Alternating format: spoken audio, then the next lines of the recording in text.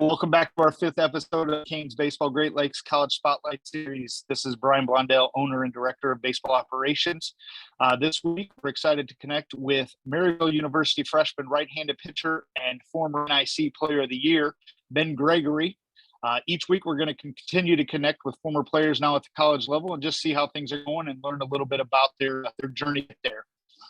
Ben, thanks for joining us today. How you doing? I'm doing well. How are you? I'm doing well. Well, hey, Ben, for the listeners out there, let's kind of kick it off a little bit. Just kind of tell us a little bit about your background, where you're from, and where you're at currently. And then, we'll dive right in. Sounds good. So, hi, everybody. My name is Ben Gregory. I am a freshman pitcher at Maryville University in St. Louis. We are in the GLVC conference. I'm from Granger, Indiana, lived there my whole life. And I went to high school at Penn HS.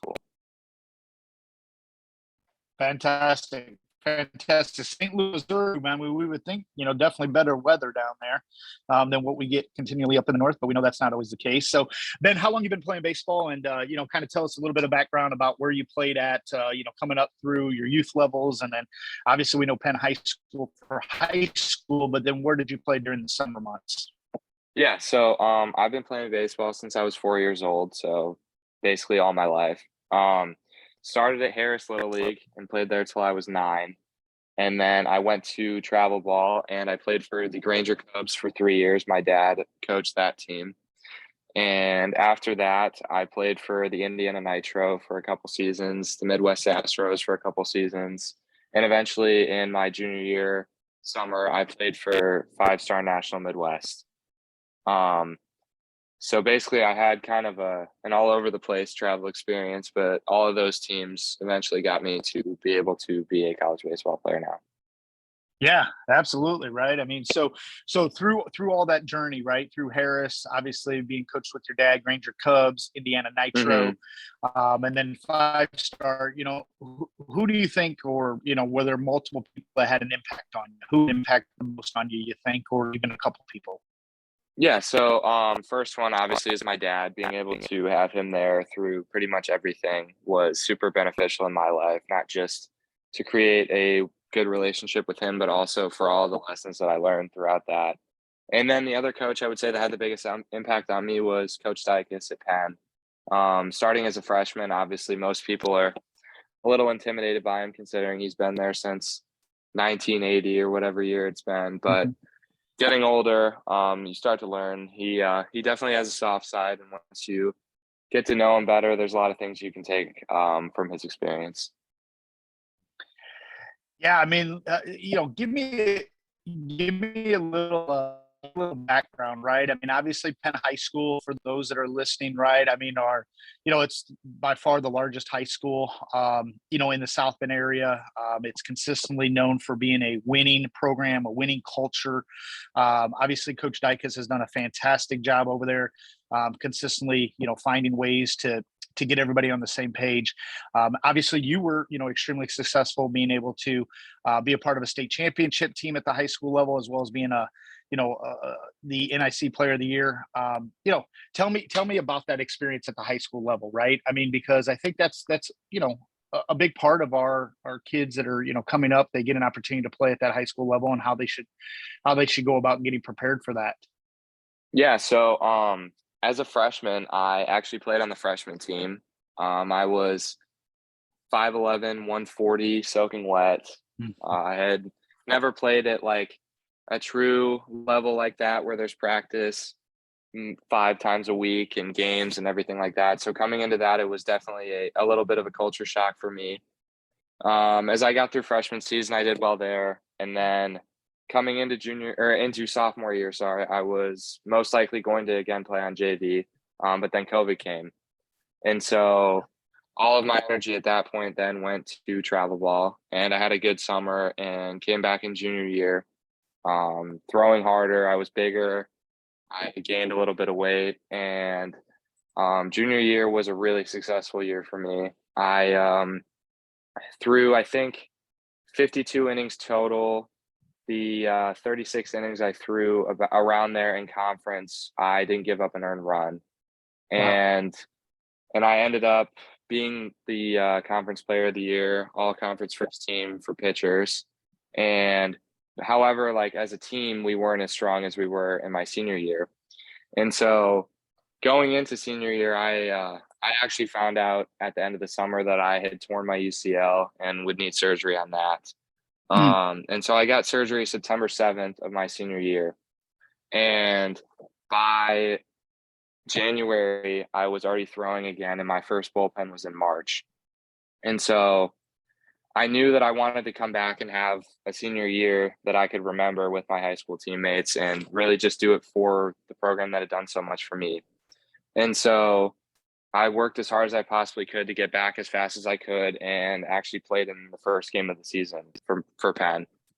In senior year, I'd never played first base in my entire life, but that was the position we needed. So I learned to play first base and started every game that I didn't pitch at first base pretty much. And eventually won all conference first team for first base, which was a position I'd never played before.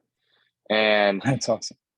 And so then going into the postseason, we knew we had a special team, but we had to put it all together. And sectionals, Northridge gave us a little bit of a scare in the championship game, but we ended up getting that one. And then going through regionals, we played Adams. I threw that game. That was the first game I'd started in, I think, a month.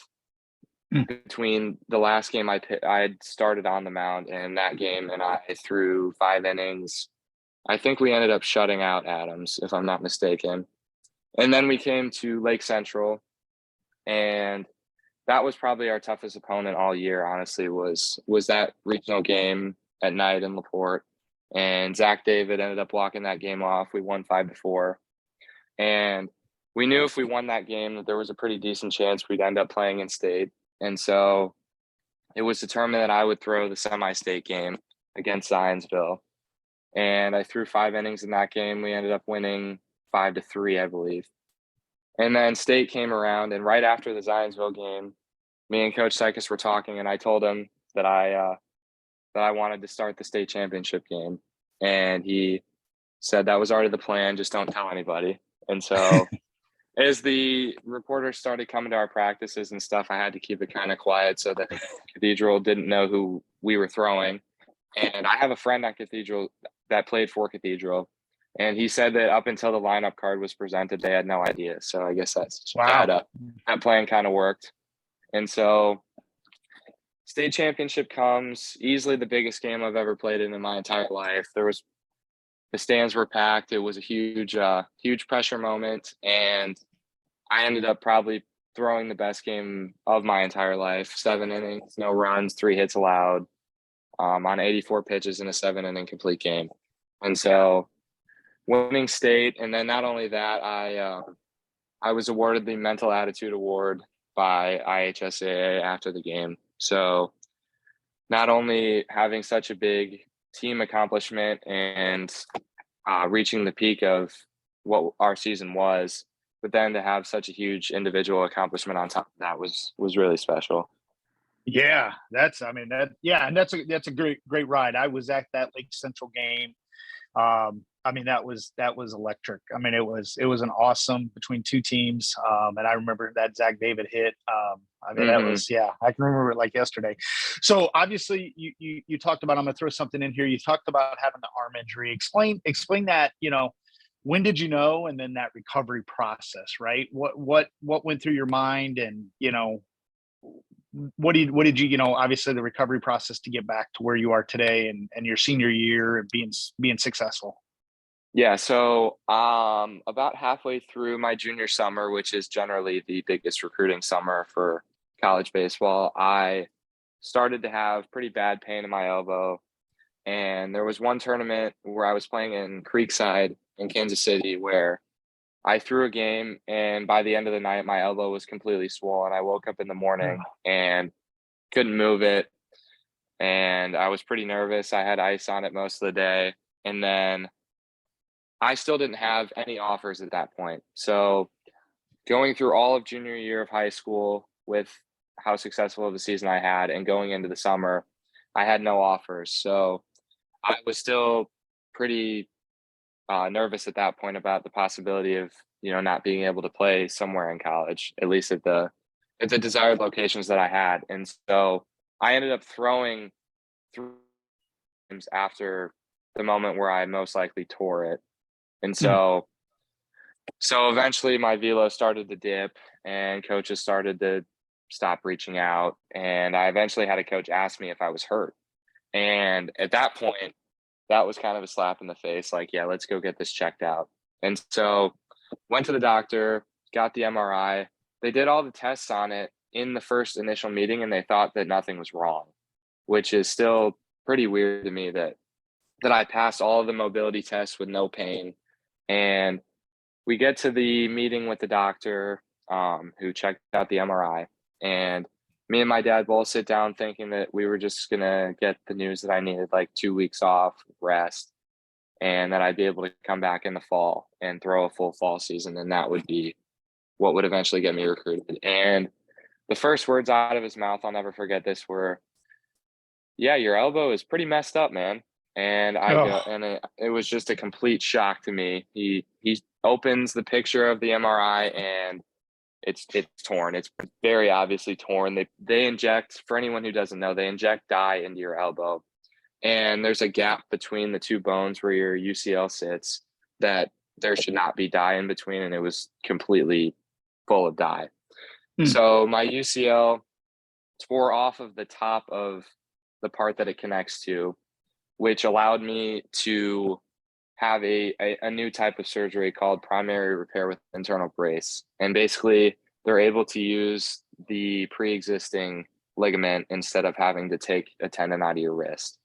And so that speeds up recovery time, which was how I was able to come back so quickly. And basically then from that point, I got surgery 3 weeks later, September 7th, and started physical therapy a week later, did that for 2 months. I had a set of exercises that I had to do 6 times a day, and I did them Mm. 6 times a day. I set it to where I woke up and did one.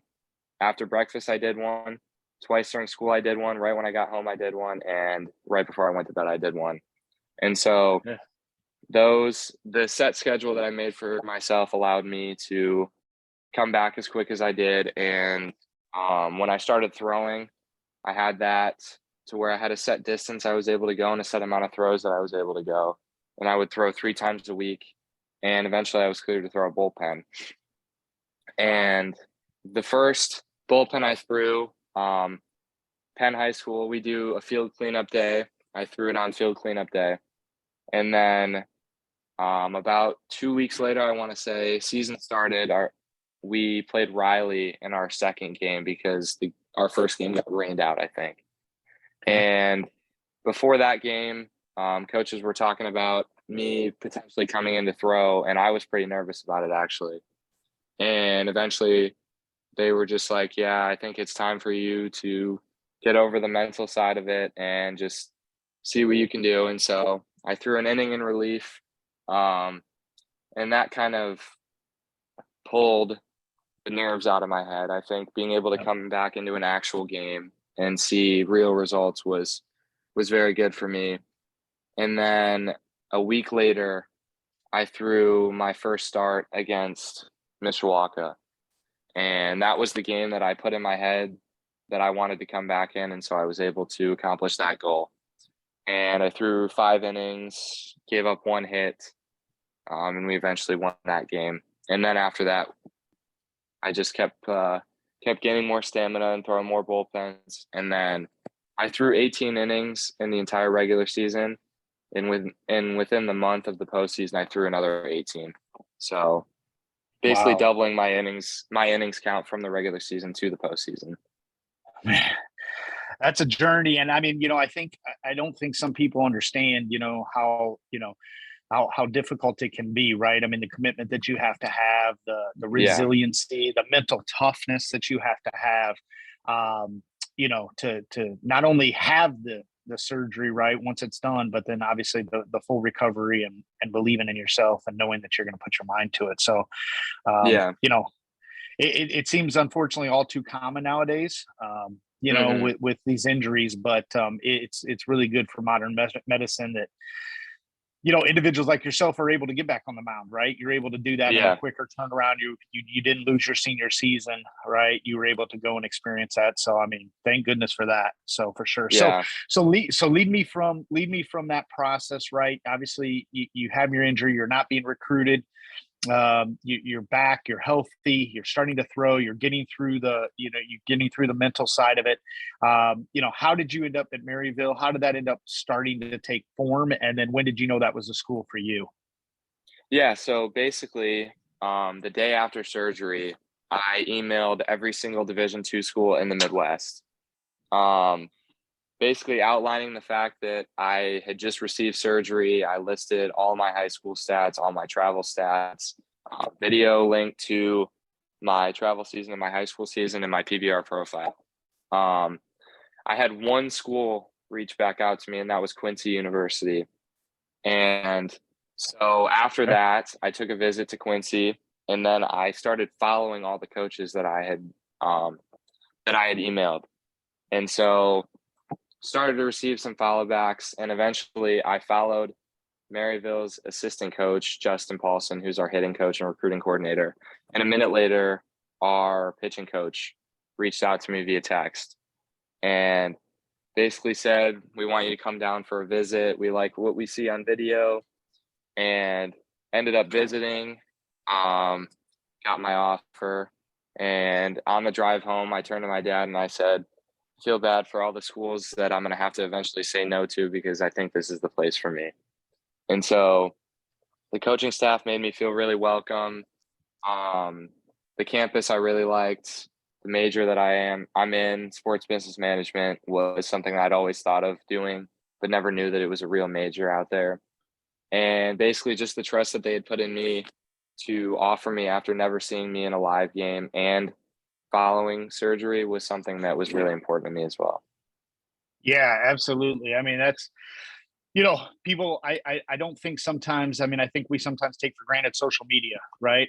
Yeah. Today's day and age, we talk a lot to our 15, 16, and 17s, the importance of obviously being appropriate on social media, but more specifically, like helping yourself within that social media platform, right? Following college coaches, retweeting, and posting, videos, clips, things of that nature. And I don't think, again, the recruiting process has changed so dramatically with the transfer portal, with a lot of these junior colleges now going D1s, fifth and sixth year guys, right? So it's harder and harder than it's probably ever been, specifically. So kudos to you for taking ownership of it and being able to go out and do what you had to do to email everybody, send videos.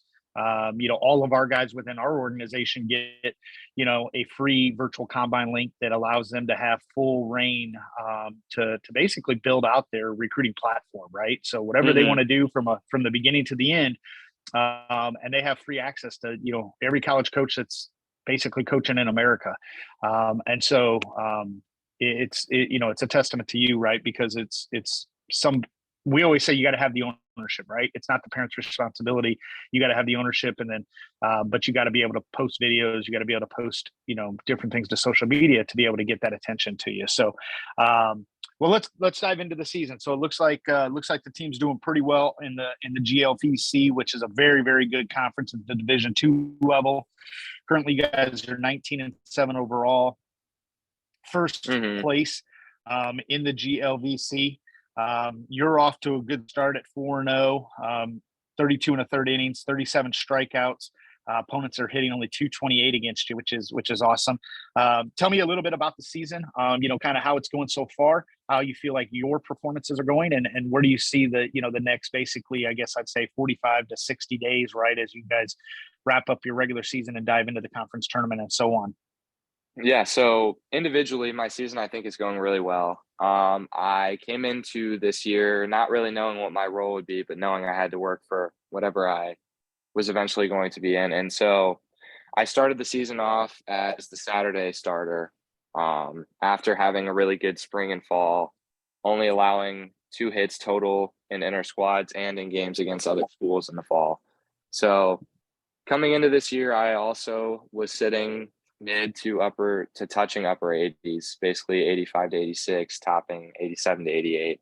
And through the strength program we have here and the ability to finally eat correctly, I gained about 35 pounds and put on about 5 miles an hour. So now instead of 86 to 88, I'm about 88 to 92, topping out at 93. So being able to finally be on a baseball focused strength program has been something that's been really important in my development and gaining weight as well. And so overall as a team, we are probably the best team that this school has ever seen. We have multiple Division I bounce backs at key positions in our lineup, our center fielder and our third baseman. And we are playing really well right now. We've swept 2 ranked opponents and have been in close games with the other ranked opponents we've played. And going into our next 2 weekends, which are our biggest weekends of the season, facing Quincy, who is a tough conference rival and a top 10 team in the country, and UIS, Illinois Springfield, who's consistently been a top 25 team in the country for the past multiple years, and a tough conference opponent. These next 2 weekends will showcase really what we are all about.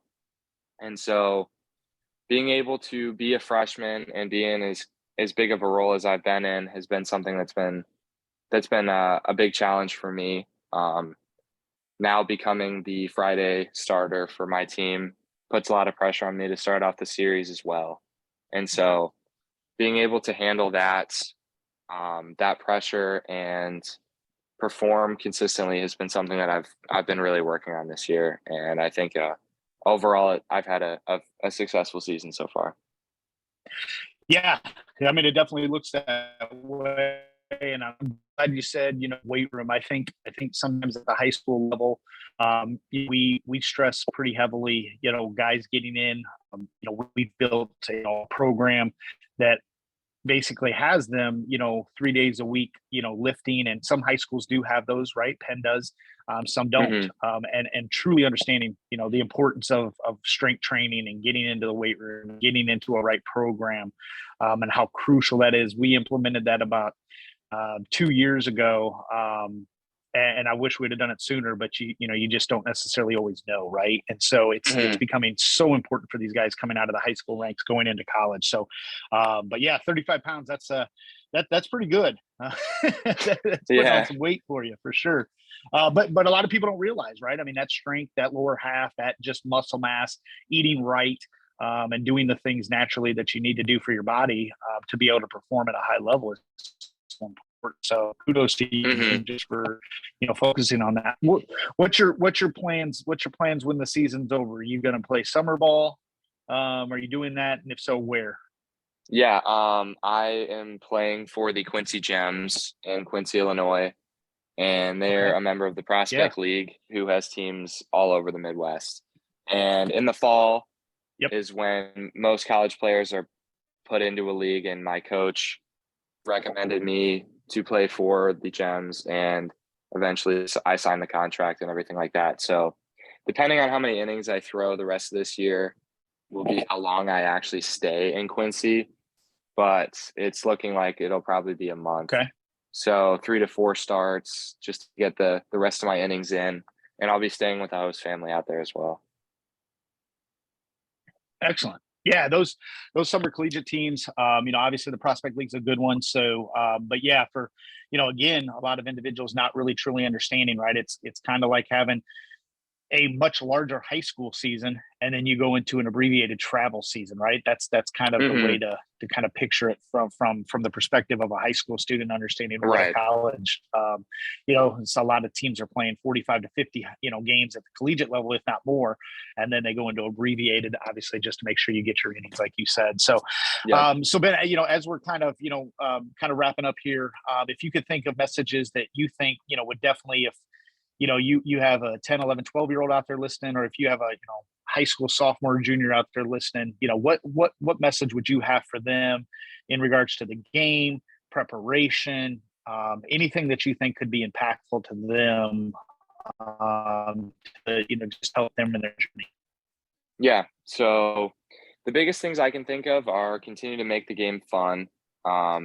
Try and not think of it as a job and more of as an opportunity. Not everybody gets to play baseball, and especially not at the highest level. So making sure that you keep perspective and understand the fact that you're truly blessed to be able to be put in this situation, and that the hard work you put in has paid off is something that I always think about.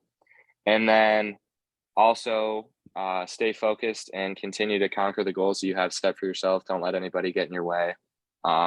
Growing up as pretty much the youngest guy on not only my high school teams, but my travel teams as well.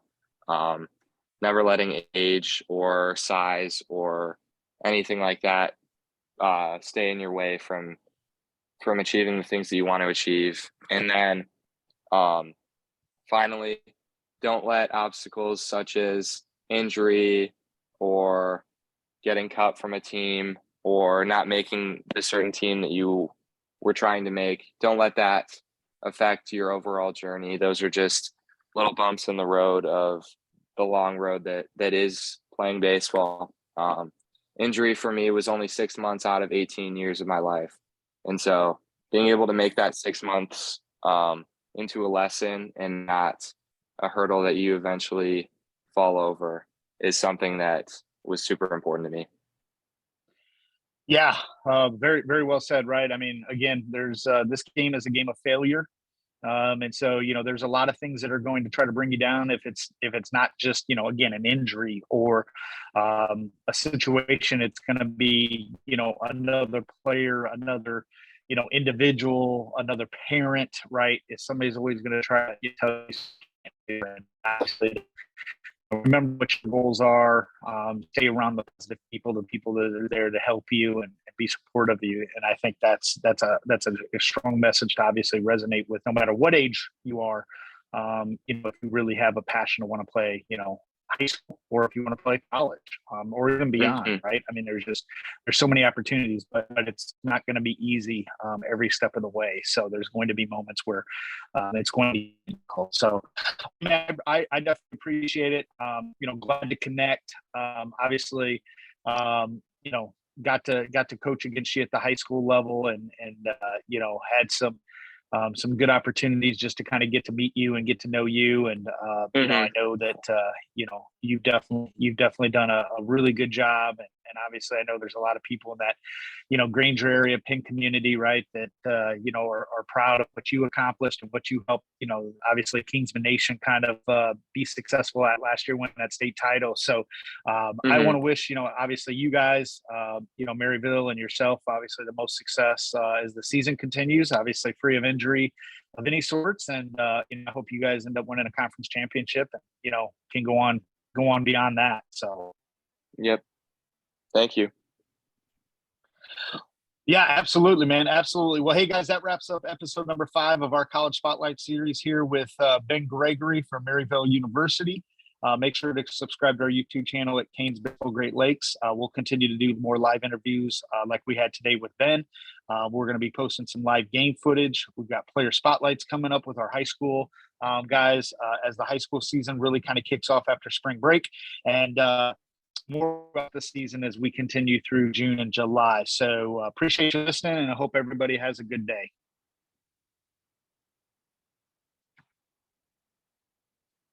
Perfect, Ben, man. That was good. Very, very good. Good messages. Yeah. Thank you for having me. Yeah, absolutely.